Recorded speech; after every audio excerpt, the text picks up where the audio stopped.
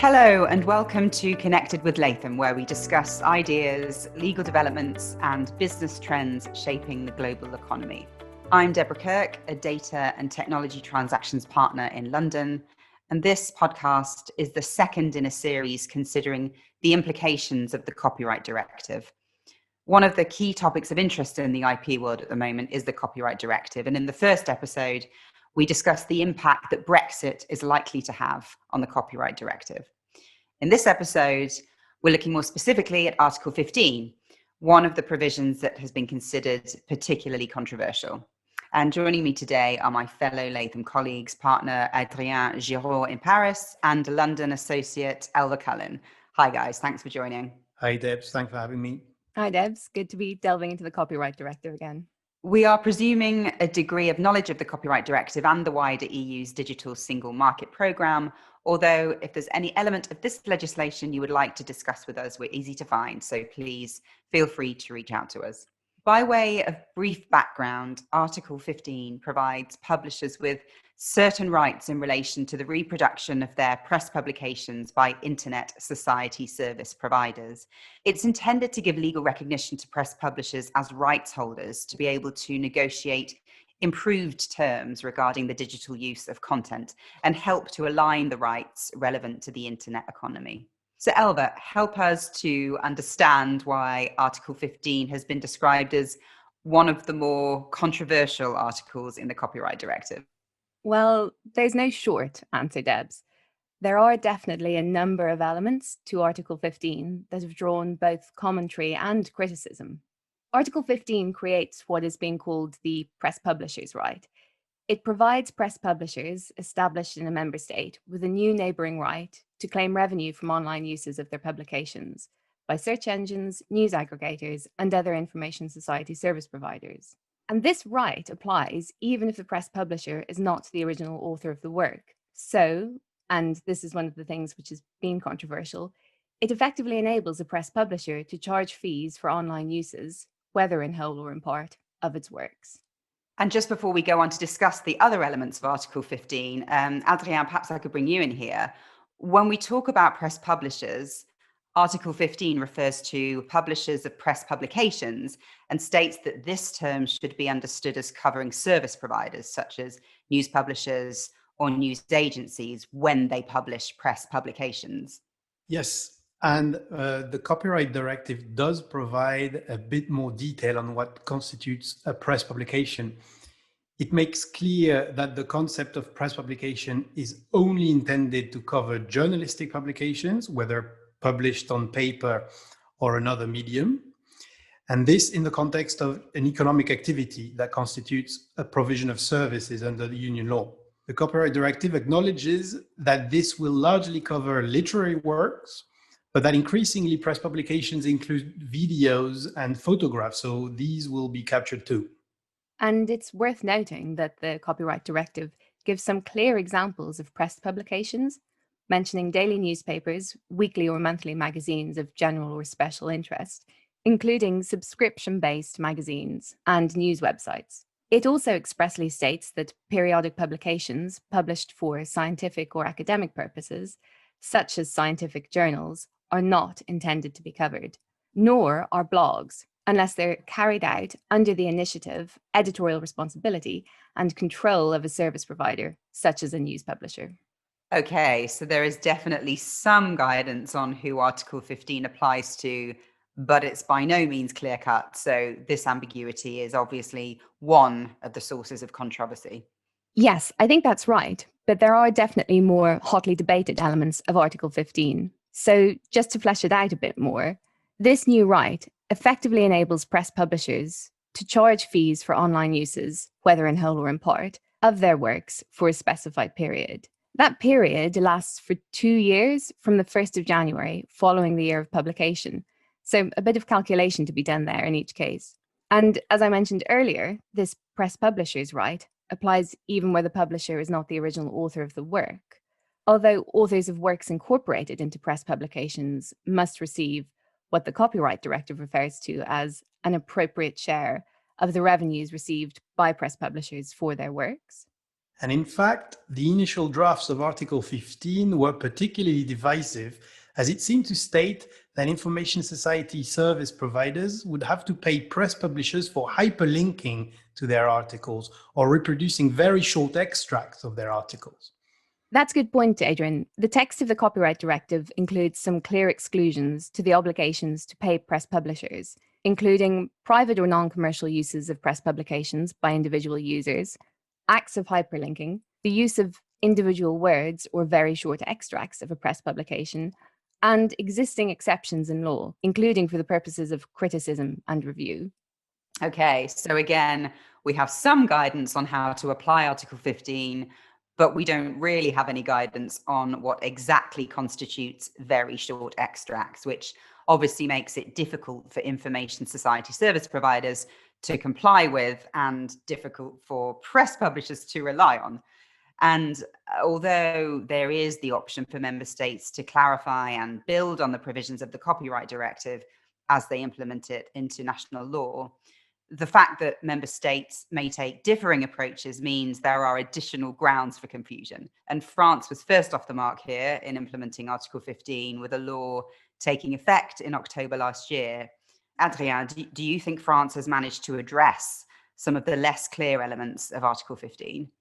Well, it did not provide much clarification as to the notion of short extracts. It did, however, provide a whole framework within which the negotiations must take place between search engines and press publishers.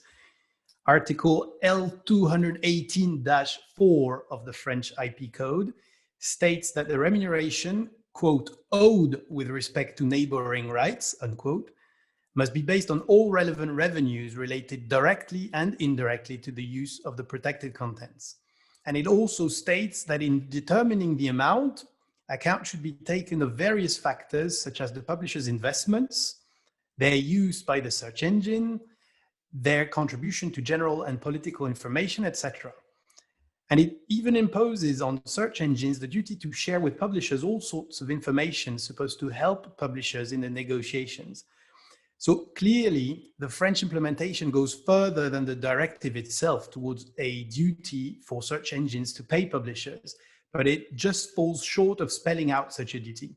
Okay, so the interpretation of the French legislation is still open to dispute. And as you well know, Google interpreted the legislation as permitting a workaround or a means to avoid incurring fees, right? Indeed, following the law's implementation, Google threatened to no longer display press publishers' content within its search results unless such display was authorized by the press publishers free of charge. In response, two unions representing French press publishers filed a complaint against Google to the French Competition Authority. They claimed that Google's practice constituted an abuse of dominant position as well as an abuse of economic dependence. The complainants sought interim measures that would oblige Google to enter into good faith negotiations with press publishers in France. And in April 2020, the FCA ruled on the interim measures, granted the request, and held that, among other things, that given Google's dominant market position, Google was imposing unfair trading conditions on press publishers and news agencies in an attempt to circumvent the Neighboring Rights Act. So Google is now required to negotiate in good faith with press publishers and news agencies on the remuneration due to publishers and news agencies for the use of their content.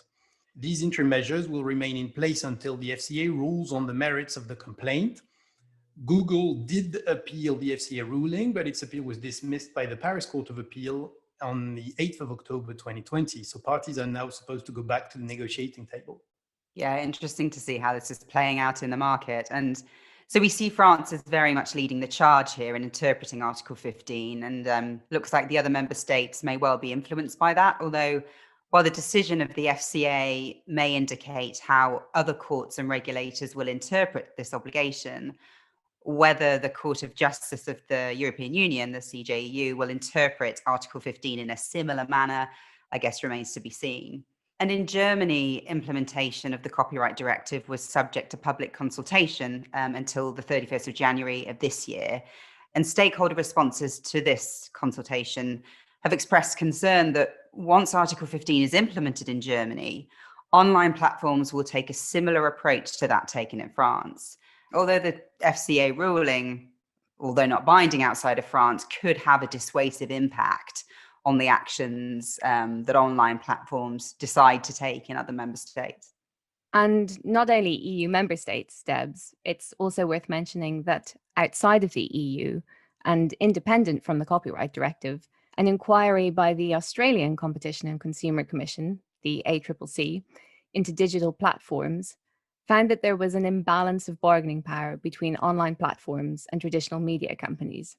In an attempt to address this, the Australian government directed the ACCC to work with the major digital platforms and Australian media companies to develop a code to include a regime of revenue sharing between online platforms and Australian media groups. In response to these developments, Google warned it could withdraw its Google News service from nations that impose charges for displaying media content.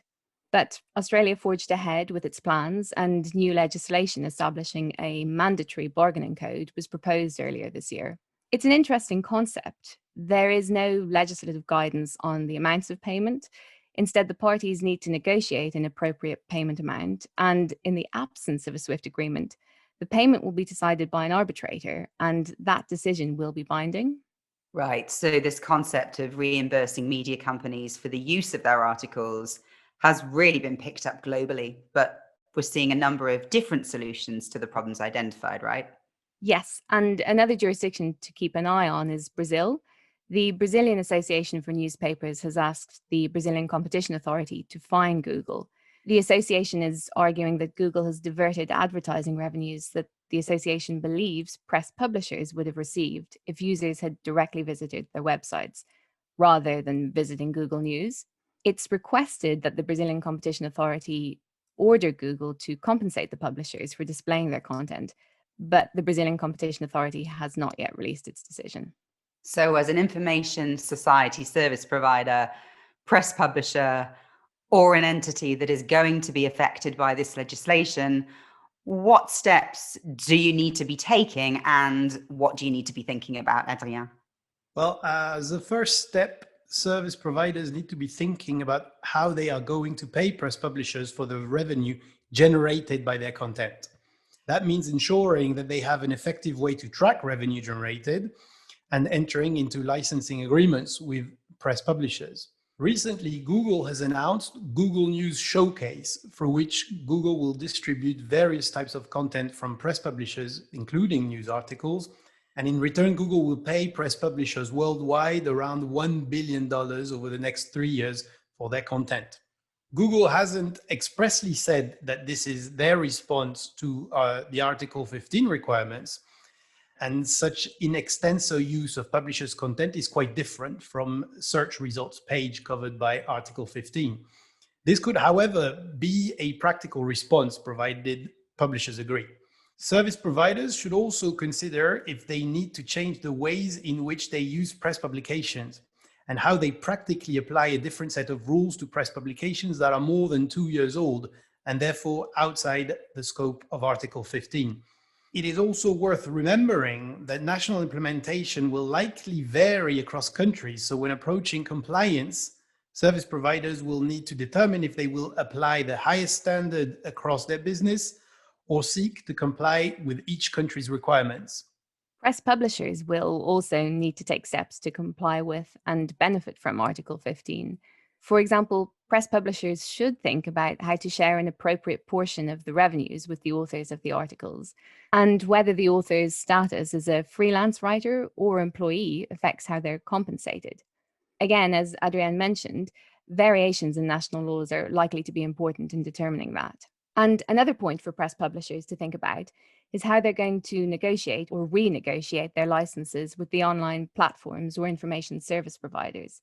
They may find that collective negotiations with other press publishers help to get everyone a better deal. And so, Elva, as an information service provider or press publisher, what kind of activity do they need to be keeping an eye out for that could be considered to infringe Article 15? Well, this is a slightly grayer area. Clearly, a wholesale or significant partial commercial reproduction of press publications by an online platform or information society service provider will be an infringement of the rights granted by Article 15.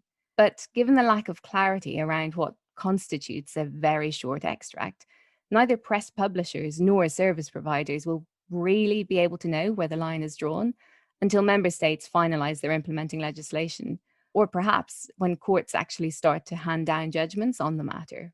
So it seems like it's a question of watch this space. Thank you very much, Elva and Adrien, for joining me today to discuss this topic. Thanks, Debs. Thank you for having me.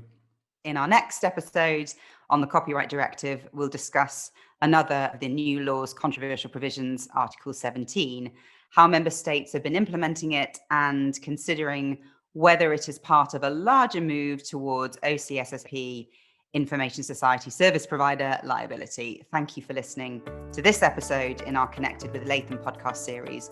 You can subscribe and listen to new and archived episodes of Latham's podcasts on lw.com, Apple Podcasts, Google Podcasts, Spotify, or anywhere else that you listen to your podcasts. And if you'd like more information about the topics in this podcast, please do email us using the links located in the show description.